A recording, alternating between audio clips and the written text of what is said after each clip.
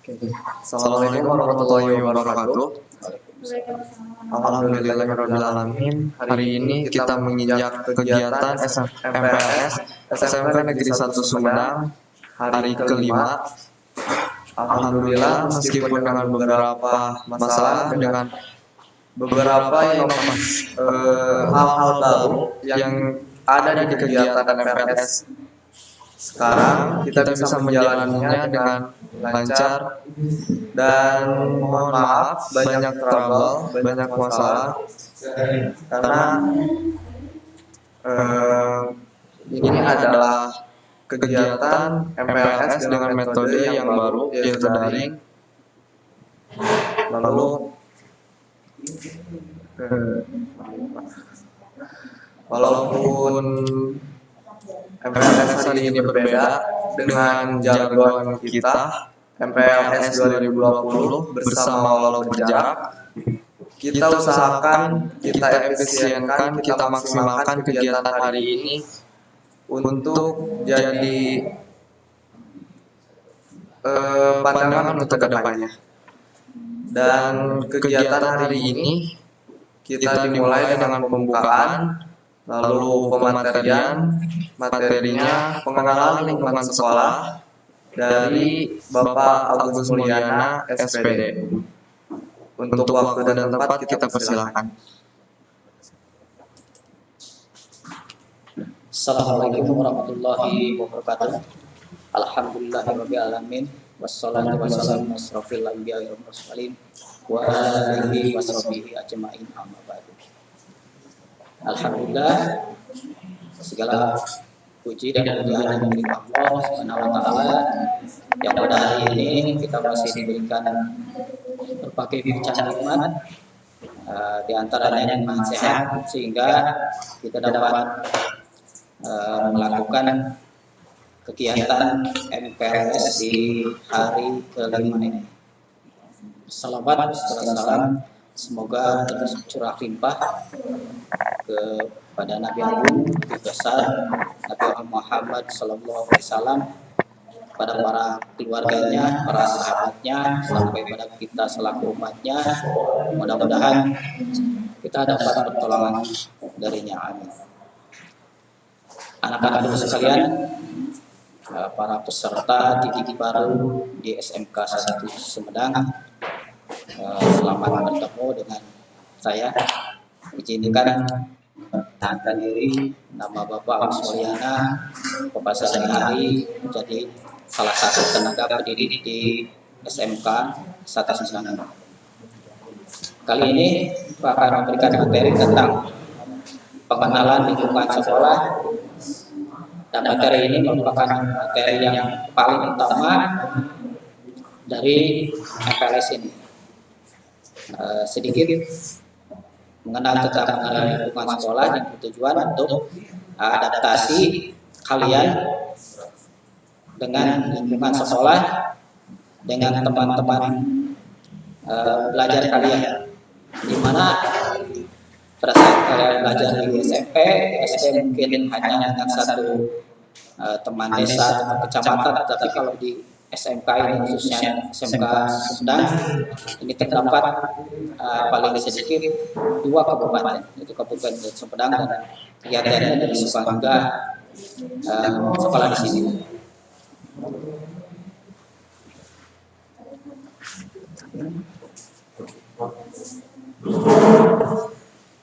Supaya tidak mempersingkat waktu, ya, kita dengan materi SMK Negeri Sumedang ini berada di pusat kosong Sumedang yang memiliki 2 kampus. Kampus A atau kampus depan itu berada di Jalan Protokol Mayor Abu Rahman. Ya, di sini tempat pembelajaran untuk 3 kompetisi keahlian. Yang pertama itu pemesinan, pengelasan, dan SK juga sudah ada di sana. Ya. Yang kedua itu kampus B, kampus belakang. Ini terdapat beberapa macam, ada di jalan Kelurahan Cituk, ya, beda dengan yang di depan. Terdapat beberapa kompetisi skala. Yang pertama itu DPIB, teknik audio video, teknik elektronika industri atau TI, TKJ, RPL, dan lain sebagainya. Next.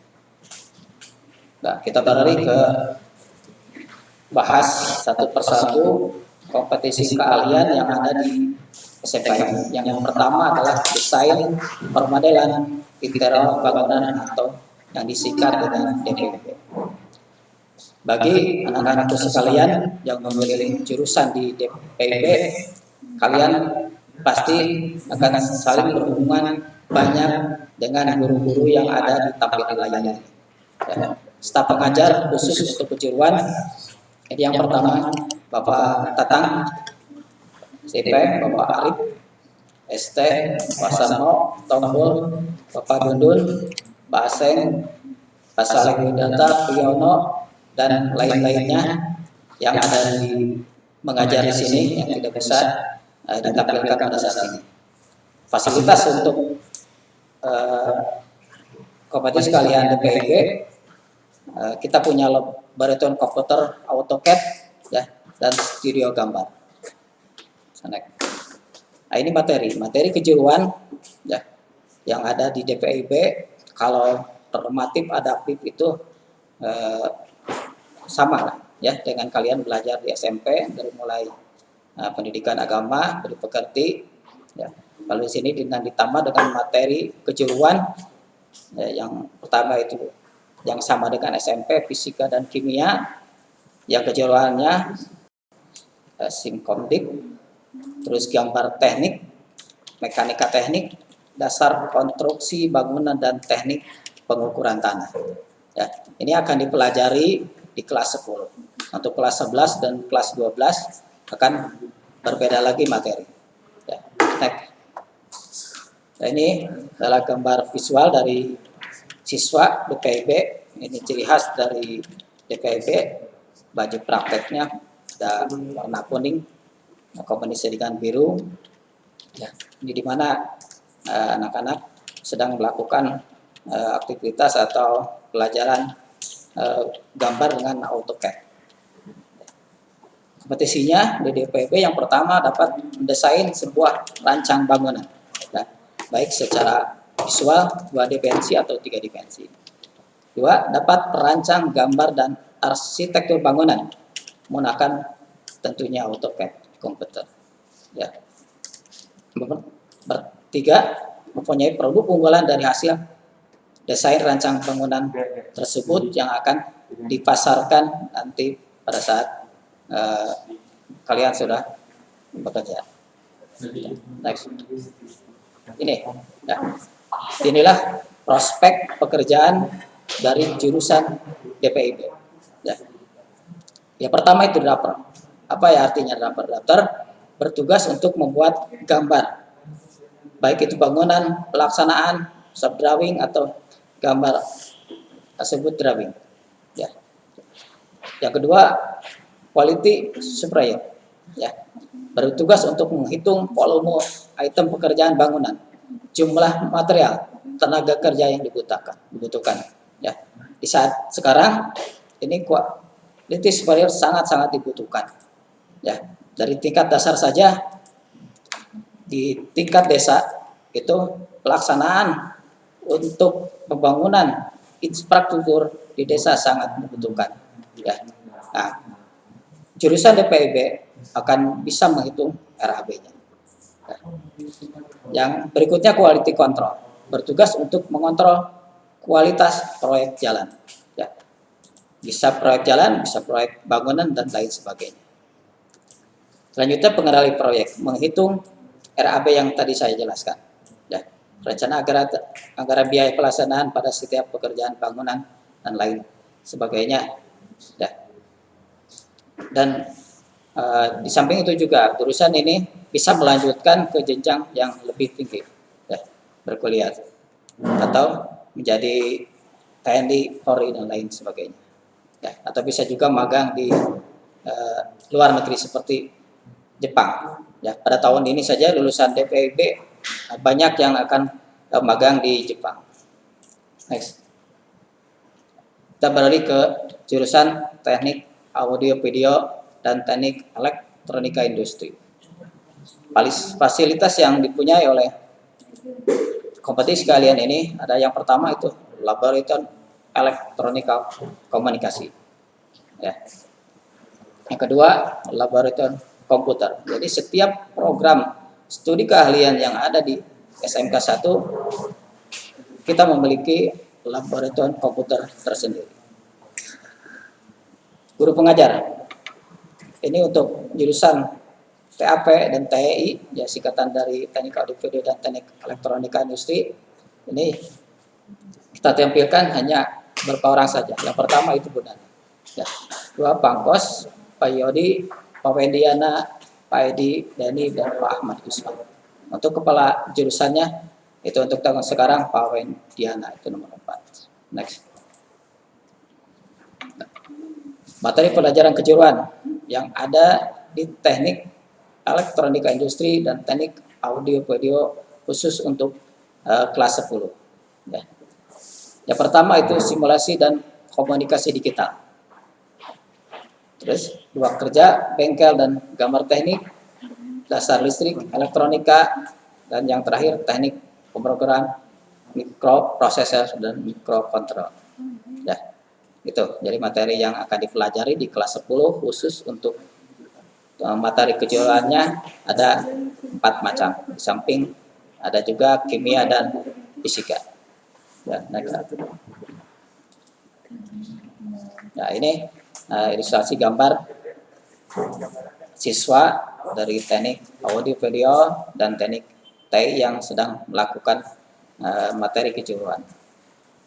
Produk unggulan dari jurusan TAP dan TI yang pertama itu dia bisa perakit amplifier. Ya.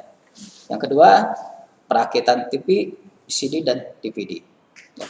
Tanpa ketinggalan punya meskipun teknik audio video, jurusan ini juga bisa perakit monitor komputer. Nah ini, ya ini lulusan dari teknik audio video yang tentunya bisa bekerja di bidang teknik instalasi audio video.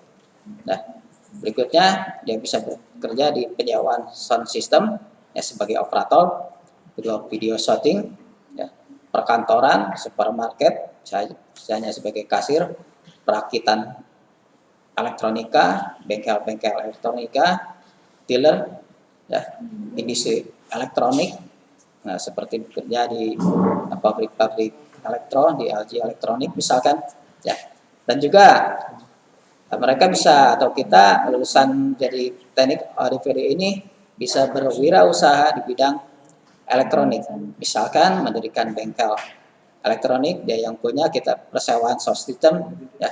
Dia memiliki biaya mendirikan sewaan, video setting dan lain-lain sebagainya. Juga bisa magang ke luar negeri, ya, bisa melanjutkan studi ke jenjang yang lebih tinggi tentunya. Next. Prospek lulusan TI.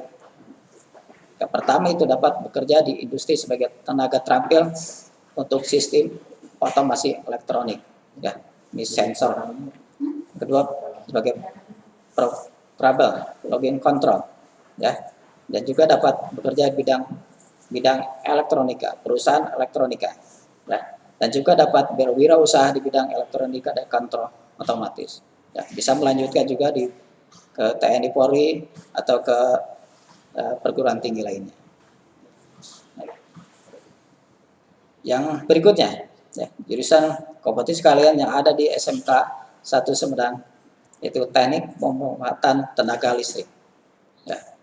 Fasilitas yang dimiliki oleh jurusan ini ada yang pertama itu laboratorium komputer AutoCAD. Ya. Yang kedua laboratorium kelistrikan. Ini khusus untuk jurusan listrik ini dia punya bangunan baru di depan kampus belakang. Ya. Guru-guru pengajar, ya. Guru-guru pengajar ini senior semua. Yang pertama Pak Jiono, kedua Pak Iya, tiga Pak Haji Hutan, Pak Dede Warnadi, Ibu Nora, dan terakhir Pak Cepi. Pak Cepi adalah ketua program jurusan atau kajur dari teknik listrik ini. Nah, materi pelajaran sama seperti teknik-teknik lainnya. Nah, ini adalah materi pelajaran untuk teknik kejuruan yang akan diajarkan kepada kalian di kelas 10. Yang pertama itu ada simulasi komunikasi digital, ada fisika, kimia, gambar teknik listrik, DLE, dan PDE. Nah, ini ilustrasi siswa yang sedang melakukan praktek ya di ruang praktek. Ya, fasilitas atau kompetisi kalian transformator, trafo, dan PLC. Nah, proses lulusan ini sangat banyak proses lulusan yang akan menyerap lulusan dari jurusan listrik. Kita bisa bekerja, kalian bisa bekerja di BUMN untuk perusahaan listrik negara, perusahaan gas negara, perusahaan-perusahaan di bidang manufaktur. Ya, perusahaan mana yang tidak memerlukan energi atau tenaga listrik, semua perusahaan juga akan menerima lowongan kalian. Ya, dan untuk satu lagi itu lowongan yang pada tahun 2023 itu akan dibuka, yaitu PLTA. Ya, ada 3 PLTA yang bisa jadikan pilot project Kabupaten Sumedang, ya, di PLTA Jati Gede, PLTA di Wado, dan PLTA di Ujung Jaya. Itu akan menerima lulusan dari teknik tenaga listrik ini. Ya. Nah, berikutnya di SMK 1 juga mempunyai kompetisi keahlian TKJ atau teknik komputer jaringan dan RPL, rekayasa perangkat lunak. Fasilitas yang dimiliki oleh kedua kompetisi jurusan ini ya WiFi, ya, jadi connect internet, like komputer, dan server. Seperti tempat kita menyelenggarakan PLS ini secara daring, kita ini milik dari WiFi RPL. Ya. Guru pengajar TKJ dan RPL ini seperti ditampilkan di layar. Ada Panslan Jaya, Bu Hali, Bu Erna, Pak Deni, ya, Muhammad Eca, Pak Dindin, Pak Rijal. Nah, ini tapi untuk fotonya hanya 3, Ivan Sanjaya, Bu Erna, dan Pak Deni yang bisa ditampilkan. Ya. Nah, materi pelajaran kejuruan ya, untuk RPL dan TKJ itu kelas 10-nya sama. Yang pertama itu ada simulasi dan komunikasi digital. Ya, sistem komputer dan jaringan dasar, pemrograman dasar desain grafis, di samping nantinya ada pelajaran kimia dan fisika. Ini visualisasi siswa TKJ dan RPL yang sedang melakukan praktek kejuruan yang ada di server. Kompetisi kali ini yang pertama, dia mampu mengoperasikan perangkat lunak mengolah data. Ya, mengoperasikan perangkat lunak lebar sebar dan lain sebagainya, dapat merakit personal komputer. Ini kompetensi yang dimiliki oleh para siswa jurusan RPL dan TKJ. Nah, ini peluang kerja. Ya, bicara tentang peluang kerja untuk TKJ dan RPL ini sangat terbuka lebar. Ya, apalagi di masa-masa pandemi seperti ini, jadi peluang kerja untuk jurusan TKJ dan RPL sangat dibutuhkan. Ya. Jadi sini daftar peluang kerja hanya sebagian kecil yang bisa ditampilkan. Itu kalian bisa nanti bertanya kepada kepala jurusan, kepada guru-guru khusus untuk TKJ. Jadi ada dia atau para lulusan dari TKJ bisa bekerja di perusahaan elektronik, ya, bisa di teknologi pemesinan, ya. Jadi untuk perusahaan-perusahaan yang memiliki atau menggunakan mesin sekarang sudah sistemnya komputerisasi. Ya. servis laptop dan komputer. Ya, ini untuk bidang wirausaha, membuka les privat komputer, membuka les untuk sekarang daring, ya, itu dan lain sebagainya. Next. Nah, ini peluang kerja untuk jurusan RPL ada tampilkan hanya 3 saja. Yang pertama konversi PSD ke WordPress, ya, salah satunya untuk mengubah hasil Photoshop menjadi file WordPress. Yang kedua developer IT, ya, untuk peluang bisnis di bidang pendidikan sekarang ini, ya, untuk bisnis game, telekomunikasi dan lain sebagainya. Ketiga untuk programmer sangat dibutuhkan, ya, di kantor-kantor, di perbankan, di pertelevisian dan lain sebagainya. Next. Kita beralih ke jurusan teknik kendaraan ringan otomotif atau TKRO. Ya. Ini kampusnya berada di kampus A atau kampus depan yang tadi, ya, yang jalur jalan utama. Fasilitas yang kita miliki di TKRO pertama adalah lab motor, engine, mesin, mobil dan lain sebagainya. Bengkel praktek. Nah, di sini kita tampilkan guru-guru pengajarnya, jadi sangat-sangat senior semua. Ya, yang pertama Pak Dodo itu, ya, yang sebelah kiri dari kalian Pak Cecep, Pak Yunus, Pak Asep Rahmat, ya, dan Pak Taufik. Itu hanya sebagian saja. Nanti kalau kalian masuk sekolah, kalian bisa langsung berhubungan dengan guru-guru dari produktif ini. Kalian bisa bertanya apapun tentang materi, tentang, ya, peluang-peluang kerja di bidang otomotif, kalian bisa nanti tanyakan kepada guru kalian khusus untuk jurusan TKRO ini. Next. Materi pelajaran kejuruan TKRO, ya, di samping ada fisika dan kimia yang pelajarannya sudah tidak asing lagi bagi kalian karena di SMP juga ada. Kita punya pelajaran khusus kejuruan. Yang pertama itu simulasi dan komunikasi digital. 2. Gambar teknik otomotif. 3. Teknologi dasar otomotif. Dan 4. Pekerjaan dasar teknik otomotif. Nah, ini akan dipelajari di kelas 10. Ini gambar untuk TKRO, anak-anak TKRO yang sedang melakukan praktek di bengkel di kampus depan. Ya. Kompetisi kalian yang akan dimiliki oleh kalian yang melanjutkan tadi di sini di TKRO, yang pertama dia bisa cat dan bodi kendaraan, ya, emisi kendaraan, dan yang terakhir cat up kendaraan, ya, servis kendaraan, khususnya kendaraan ringan. Prospek kerja di TKRO yang pertama industri, ya. Perusahaan yang membutuhkan teknik ini antara lain perusahaan Yamaha, Astra dan lainnya.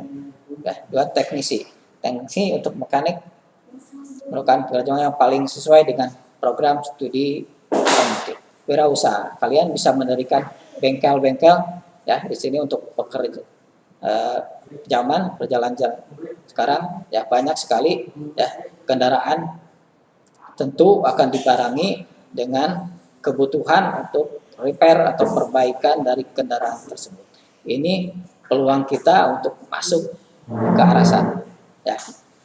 Jadi yang sudah masuk jurusan teknik kendaraan ringan, ya, kalian diharapkan mampu untuk menjawab peluang kerja, ya, menjadi pemain di negeri kita sendiri. Next. Selanjutnya kita ada teknik pemesinan dan pengelasan. Ini kampusnya berada di kampus depan. Fasilitas yang dimiliki oleh kedua teknik ini itu laboratorium komputer, AutoCAD, bengkel praktek, bengkel mesin itu ada mesin-mesin dari mesin bubut, CNC, ya, dan bengkel las dan lain sebagainya. Adalah sebagian besar, sebagian kecil dari guru produktif yang mengajar teknik pemesinan dan teknik pengelasan. Ini ada leadernya Pak Yus, Usman, Pak O, Pak Epul, Saiful Rahman, Pak Agus Wawan, Pak Riki Indra, dan Pak Gali. Nah, ini khusus untuk guru-guru produktif.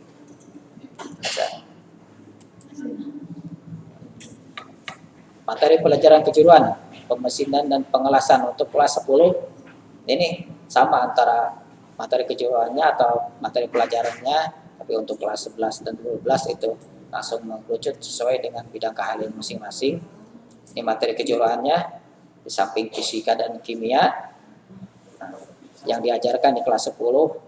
Yang pertama ini simulasi dan komunikasi digital. Ada gambar teknik mesin.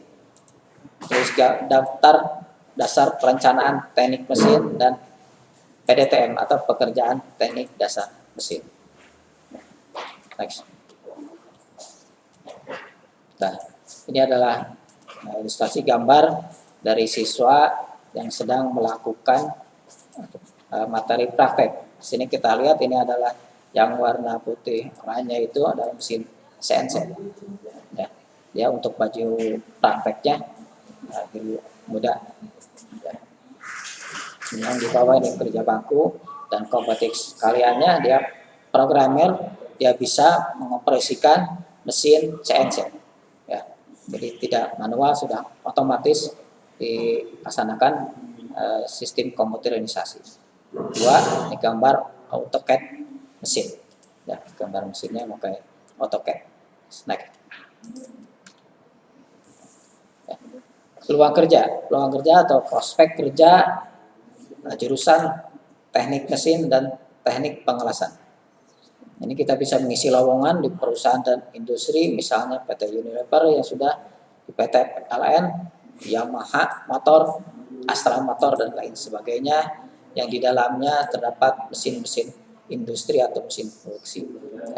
Dua, di pertambangan, ya sangat banyak lulusan-lulusan SMK ini yang bekerja di pertambangan, baik di Kalimantan khususnya, seperti di perusahaan Pertamina, Chevron, ya, Freeport, dan lain sebagainya. Ketiga, jadi menjadi teknisi mesin, ya. Nah, di daerah-daerah atau di bengkel-bengkel itu ada untuk mesin bubut, mesin press, ya, mesin las. Anak-anak juga bisa mengisi lowongan sebagai teknisi ini.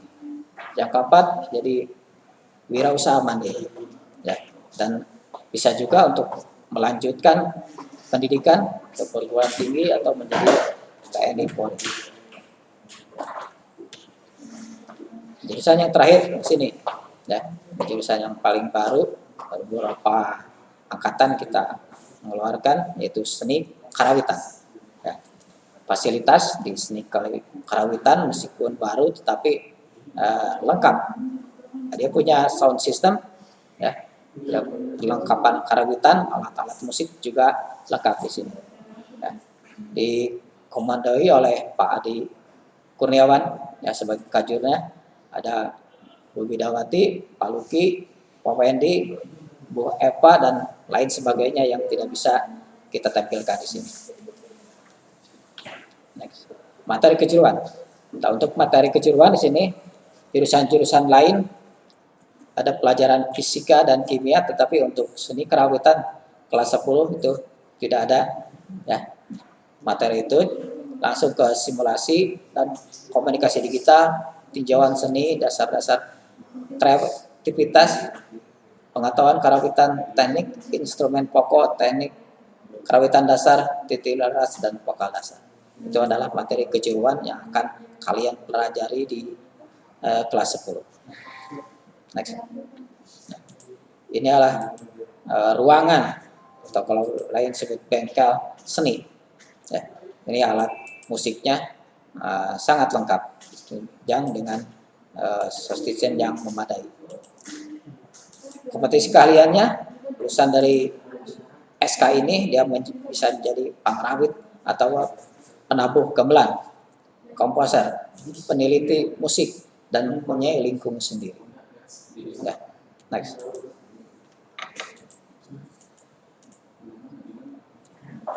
waktunya. Nah, kita beralih ke ekstrakurikuler. Ya, yang tadi itu untuk materi pengenalan tentang kompetisi kalian. Sekarang materinya beralih ke ekstrakurikuler. Ya. Di SMK 1 Sumedang, ya, kita mempunyai 2 ekstrakurikuler secara umum. Ya, secara garis besar itu 2. Yang pertama ekstrakurikuler wajib dan ekstrakurikuler pilihan. Ya. Siswa baik putra ataupun putri wajib mengikuti ekstrakurikuler kepramukaan.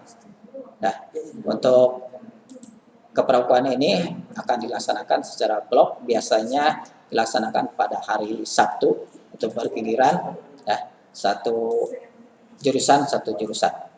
Nah, makanya yang sekolah di sini khususnya kelas 10 wajib mengikuti kegiatan ekstrakurikuler kepramukaan. Dan ada 14 jenis ekstrakurikuler pilihan kalian. Yang pertama itu di kerohanian, ya, rohis. Itu biasanya waktu latihannya Jumat, pembinanya atau pelatihnya Pak Jajang Abdul Rahman, tepatnya di masjid kita, masjid SMK 1 Sumedang. Yang kedua, ada pramuka. Pramuka ini putra dan putri ini untuk ekstrakurikuler pilihan. Jadi beda dengan ekstrakurikuler wajib kepramukaan. Ya. Biasanya hari Jumat untuk putra dan putri dijauhkan hari Rabu. Ini untuk waktu tentatif, ya, fleksibel sesuai dengan pembina dan nantinya anggota. Pembina untuk pelatih, atau pelatih pramuka itu Pak Jajang, dan pramuka untuk pelatih putri pembinanya belum ditentukan. Ya, tempatnya di lapangan SMK 1 Sumedang latihannya. Berikutnya ada olahraga bela diri. Untuk bela diri ini dikomandai Pak Indra Rogawa, guru olahraga SMK 1 Sumedang. Ada beberapa macam jenis dari bela diri. Yang pertama itu karate, ya, BKC itu yang perguruannya. Yang kedua silat adalah ada langsung di sini, ya. Jadi bela diri, karate dan silat. Ya, silatnya Tajimalela yang ada di sini. Berikutnya untuk olahraga ada bola voli, ya, bola voli putra dan putri. Tempatnya kita melakukan latihan di kampus depan. Ya, kampus depan kita punya fasilitas untuk lapangan bola voli. Berikutnya ada jenis ekstrakurikuler bola basket, ya, bola basket. Yang kemarin harinya hari Kamis, waktunya bisa disesuaikan dengan fasilitas yang ada. Kita memakai lapangan bola basket SMK 1 Sumedang. Ya. Pelatihnya kita ditangani oleh langsung dari Perbasih. Ya. Berikutnya sepak bola. Ya. Sepak bola biasanya dilaksanakan hari Jumat setelah pulang sekolah tentunya, ya, dengan pembina atau pelatih Pak Ajat, ya, dari PSSI Pengcap Kabupaten Sumedang. Nah, tempatnya di lapangan bola Mandala Cimalaka. Ya. Jadi kalau yang dari SMP 1 Cimalaka tentunya sudah tidak asing lagi lapangan Mandala. Ya. Untuk futsal kita beda, sepak bola dan futsal, tapi untuk pelatihnya sama Pak Ajat, jadi berlatih secara khusus di gor futsal, ya, bisa di Anggrek, bisa di Cimalaka, atau saja sesuai dengan tempat yang kosong. Kita beralih ke ekstrakurikuler selanjutnya yaitu paskibra. Ya, ini dilatih, ya, dibina oleh Bu Pida. Tempatnya mengambil latihannya di lapangan SMK 1 Sumedang, ya, kampus belakang. Ya. Terus ada drum band. Drum band pelatihnya Pak Erwin itu dari Pemda Sumedang, dia kerja di Pemda, alumni dari SMK 1 Sumedang, tapi dia sangat peduli dengan kelangsungan ekstrakurikuler Dapen ini. Selanjutnya ada English Club, ya. Next, bahasa Jepang, ya. Nah, keputrian. Untuk keputrian ini ekstrakurikuler wajib diikuti oleh seluruh siswi. Ya. Jadi sekali lagi untuk keputrian ini ekstrakurikuler wajib diikuti oleh seluruh siswi SMK Negeri 1 Sumedang dari mulai kelas 10 sampai kelas 12. Biasanya dilaksanakan pada hari Jumat. Anak-anak putra sedang melakukan sholat Jumat, putri melakukan kegiatan keputrian. Ya. Terakhir itu ada Pak Lambah Remaja, ya, PMR dengan pembinanya Pak Dundun Kamal, ya, guru produktif bangunan, mengambil latihan biasa di SMK Negeri 1 Sumedang. Next. Ya. Ini adalah fasilitas-fasilitas yang ada. Kalau kalian kemarin mengambil buku panduan untuk MPLS, kalian pasti akan melihat kemegahan dari workshop tenaga ketenaga listrikan. Ini baru 1 tahun resmikan, ya, dan baru. Next. Nah, ini adalah ruang lab TKJ RPL, ruang di mana kita sedang menyiarkan secara langsung MPLS ini. Nah, ada 3 ruangan yang disekat-sekat. Next. Ini adalah lab bahasa Inggris tentunya. Ya.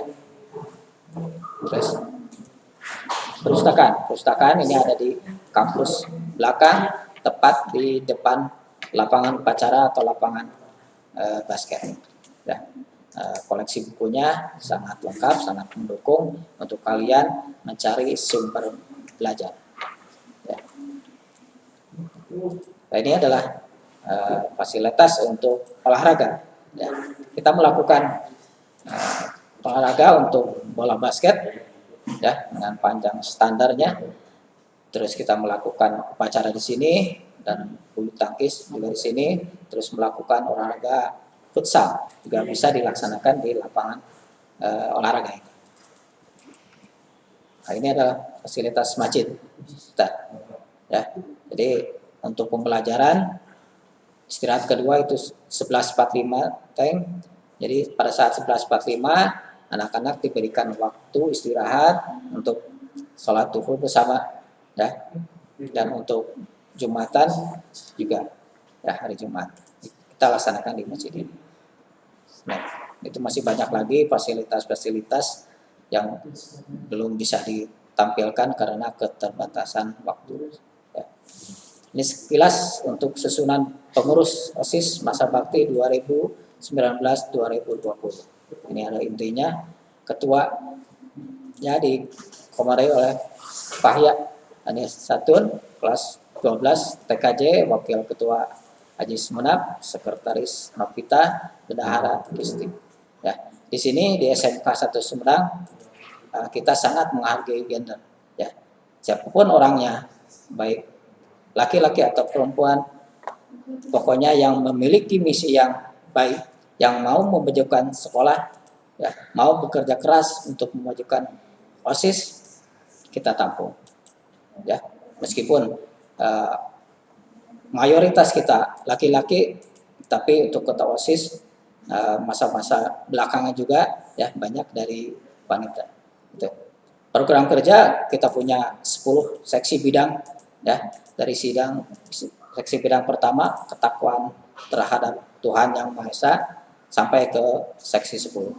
Seksi ini yang akan membawahi dari kegiatan-kegiatan ekstrakurikuler yang ada di SMK ini. Ya. Next.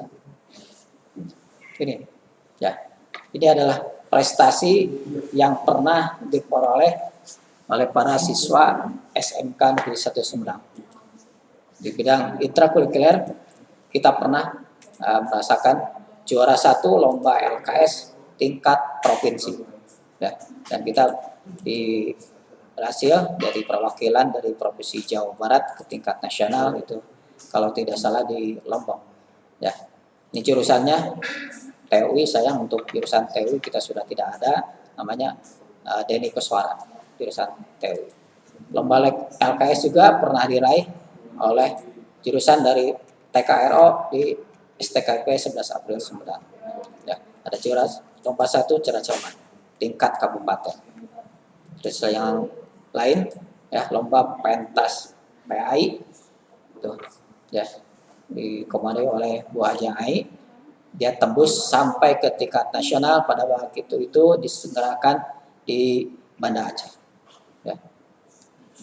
Berikutnya dari cabang olahraga, ini sepak bola, kita pernah beberapa kali juara LPI Liga Sepak Bola Pelajar 2011, 2012 ya, juara pertama tingkat kabupaten. Ya.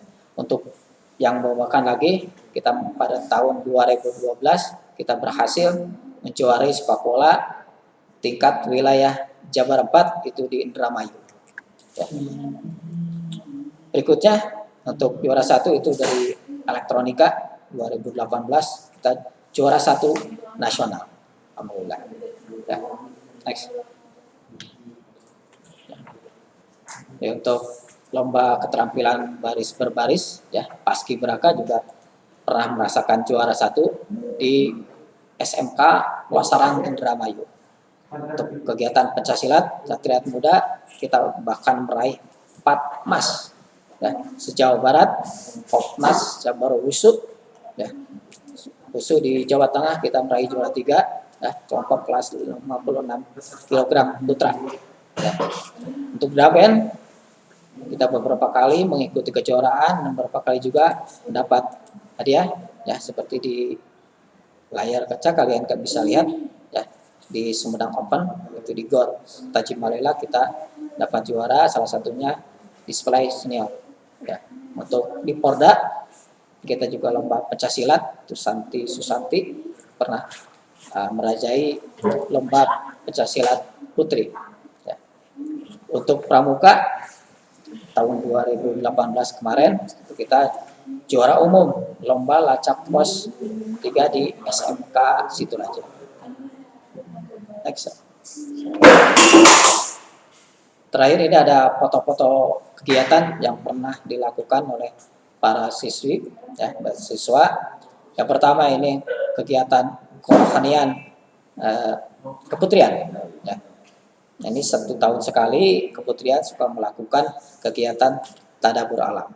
Ini kebetulan tepatnya di Cipanten, tidak salah. Yang atas itu foto kegiatan pada saat pelantikan PMR. Ya, ini adalah kampus belakang. Ini kegiatan PMR. Yang di bawah ini adalah pasukan utama dari Paskibra SMK 1 Sumedang. Ya, Batara kalau tidak salah ini namanya. Nah ini adalah tim sepak bola SMK 1 Sumedang yang menjuarai turnamen sepak bola LPI wilayah Sumedang, Indramayu, Majalengka, dan Kuningan. Ini adalah stadion Singoladra di Indramayu. Ini foto kegiatan dari kepramukaan. Ini Pak Jajang sebagai koordinatornya, pelatihnya. Ini sedang melakukan kegiatan pramukaan di alam terbuka. Nah, ini kegiatan yang sedang dilakukan oleh pentas drum band. Ya, ini adalah GOR Tajimalela di Sumedang. Ya, kita meraih beberapa piala di sini. Nah, ini adalah foto kegiatan FL2SN yaitu bidang seni ya. Nasruddin kalau tidak salah ini ya, jurusan seni karawitan, dia memperoleh hadiah ketiga ya yang diselenggarakan di Asia Plaza. Inilah pembukaan O2SN tahun 2019 kemarin. Kepala Dinas Pendidikan Provinsi Jawa Barat ya sedang melakukan eh, pelemparan batu bola pertama pada kejuaraan basket tingkat Jawa Barat. Ya. Sekian dari saya, mudah-mudahan pemaparan secara garis besar akan memberikan gambaran mengenai apa saja lingkungan apa saja yang ada di SMK Negeri Sumedang, mulai dari kompetisi kalian yang kalian telah pilih dan kegiatan ekstrakurikuler yang nantinya kalian harus pilih. Ya. Terima kasih, mohon maaf kalau ada gangguan-gangguan teknis. Ya. Sekian, terima kasih. Jaga segala kesehatan, semangat, stay at home. Oke, terima kasih untuk pemateri kita hari ini Bapak Agus Mulyana yang telah memaparkan dengan baik dan juga sangat menyeluruh tentang fasilitas, kegiatan, dan sebagainya yang terdapat di SMK Negeri 1 Sumedang. Namun karena anak Nesa selalu haus dengan pengetahuan-pengetahuan baru, kita sudah memilih beberapa pertanyaan. Boleh langsung? Ya. Oke, pertanyaan pertama. Jika di masa pandemi ini perusahaan lebih membutuhkan jurusan yang berhubungan dengan IT, lalu bagaimana dengan jurusan lain? Ya. Jadi ada jurusan yang insecure. Oke, ya. Baik, kita coba jawab pertanyaannya. Nah, di masa pandemi ini mungkin jurusan RPL, TKJ yang paling butuhkan, ya. Nah, tetapi kalian boleh lihat ya di sekitaran kita. Ya. Jadi pembangunan ya kita lihat jangan di luar, kita di desa juga infrastruktur sekarang sudah berjalan. Ya, pembangunan jalan-jalan desa terus berjalan. Ya, ini adalah kesempatan untuk yang tadi salah satunya jurusan DPIB menghitung berapa RAB untuk membuat jalan desa. Ya, baik mulai rapat beton ataupun hot mix, ya, itu kita laksanakan. Terus jurusan pemesinan, pengelasan, ya, bengkel-bengkel las selalu buka. Ya, ini peluang kita. Ya, orang lain di kota-kota besar di backup, tapi kita punya skill, kita punya kemampuan. Kenapa kita tidak membuka lapangan kerja? Ya, di bengkel-bengkel mobil juga sekarang, apakah di masa pandemi ini mobil berhenti? Tentu tidak. Ya, dan untuk produksi, ya, TI, jurusan TI, bengkel-bengkel untuk audio, video, TV terus berjalan. Ya, jadi tidak ada alasan atau tidak ada alasan bagaimana kalau kita jurusan yang lain hanya mengandalkan jurusan TKJ untuk peluang kerjanya, itu salah besar. Ya, jadi di masa sekarang pandemi ini, jadi kompetisi kalian yang lain juga akan berjalan. Ya, mudah-mudahan untuk pandemi ini cepat berlalu dan kita bisa sekolah, kita bisa tatap muka, apalagi untuk jurusan kompetisi keahlian, materi kompetisi kejuruan tidak bisa hanya diselenggarakan lewat online. Ya, kita harus tatap muka. Itu sesuai dengan lokasi kurikulum untuk materi kejuruan, anak-anak akan diundang, akan praktek di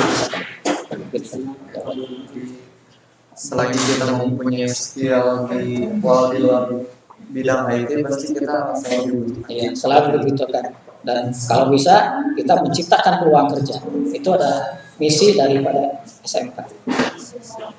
Lalu lanjut pertanyaan kedua, bagaimana cara untuk mengefektifkan pembelajaran produktif di masa pandemi ini? Sebenarnya itu tadi sudah dibahas, dijawab, tapi boleh lebih dijelaskan juga. Betul, ya. Untuk pelajaran produktif ya. Ya, untuk pelajaran produktif, jadi sebetulnya tim dari kurikulum sudah membuat rancangan bagaimana caranya supaya kalian bisa bekerja atau belajar yang pertama itu secara online. Ya, tapi untuk supaya efektif dan kecil keberhasilan ya, pelajaran dari produktif bisa dilaksanakan di lewat online. Jadi kita di pelajaran khususnya untuk produktif akan belajar langsung di sekolah. Tuh, ya rencananya. Jadi untuk pelajaran produktif akan ada sesi kesempatan untuk menjalankan praktek. Karena tidak mungkin kan jurusan mesin praktek menggunakan. Kalau untuk visual bisa lihat kalian di YouTube ya, materi apa yang tidak ada pasti ada di YouTube. Tapi untuk prakteknya kita laksanakan di sekolah. Oke, pertanyaan ketiga, kenapa ekstrakurikuler pramuka yang wajib? Kenapa bukan ekstrakurikuler paskibra? Oke, ya ini sesuai dengan tuntutan kurikulum 13 ya K13 itu ekstrakurikuler dimanapun kalian di SMP, di SMK, di SD, kepramukaan adalah yang wajib. Ya, yang lainnya pilihan. Jadi kalian tidak boleh tidak. Ya, kepramukaan harus diikuti. Ya, kenapa? Alasannya di pramuka itu sangat lengkap kalau dikatakan tanpa mengesampingkan ekstrakurikuler lain di pramuka sangat lengkap. Ya, kepemimpinannya tidak ada, ya dia pelajari di sana. Baris berbaris ada, ya sosialnya kita ada, ya tuh keagamannya ada, olahraganya terdapat, ya itu jadi sangat komplit dan ini menurut penelitian jadi orang yang sukses berawal dari mengikuti kegiatan kepramukaan itu secara langsung diteliti oleh Bapak Menteri. Ya. Lalu Pak, mungkin jadi apa ya, ada banyak nilai-nilai yang terkandung dalam kepramukaan. Ya. Jadi makanya itu diwajibkan. Kurikulum 13 khususnya. Ya. Terus pertanyaan selanjutnya,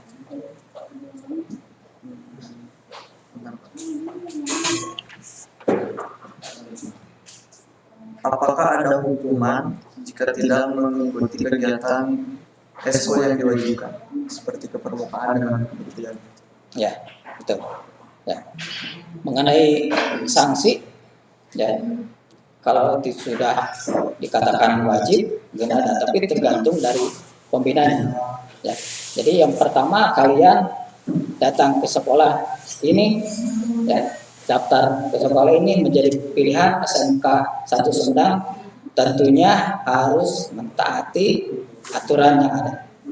Ya, itu. Jadi kalau dibilang sanksi apa ya yang kalian ya. Untuk kepramukaan dan kementerian itu langsung masuk ke dalam nilai rapat. Ya, itu makanya dikatakan wajib. Ya. Di surat pernyataan juga kalian sudah tanda tangi ya surat pernyataan bahwa kalian akan bersungguh-sungguh belajar di sini dan akan mentaati peraturan yang ada di lingkungan SMK Sumedang. Ya seperti kalian bertamu ke suatu rumah teman saudara tentu juga harus mentaati peraturan yang ada di rumah itu. Ya begitupun kalian bersekolah di sini ya, harus melaksanakan peraturan yang ada di sekolah ini. Ya, peraturan dibuat untuk tidak dilanggar tapi ditaati. Dan insya Allah kita di sini ya menyediakan suatu ekstrakurikuler itu manfaatnya untuk kalian, untuk di masa sekarang dan di masa yang akan datang. Ya, bukan untuk kami para guru tapi untuk anak-anak. Ya, saya.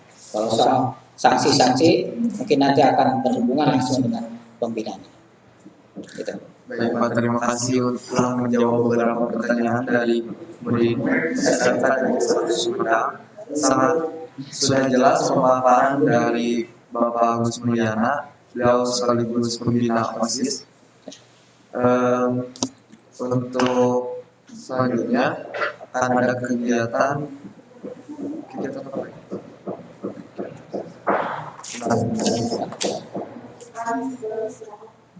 Setelah istirahat, kita akan melakukan penutupan untuk kegiatan masa pengenalan lingkungan sekolah SMK Negeri 1 Sumedang. Oleh karena itu, stay di YouTube atau di IG OSIS Mesas. Dan sekali lagi terima kasih untuk Bapak telah memaparkan dengan jelas dan semua pertanyaan saya kira sudah tercover dalam jawaban-jawaban tadi. Terima kasih, mohon maaf. Wabillahi taufiq wal hidayah. Wassalamualaikum warahmatullahi wabarakatuh.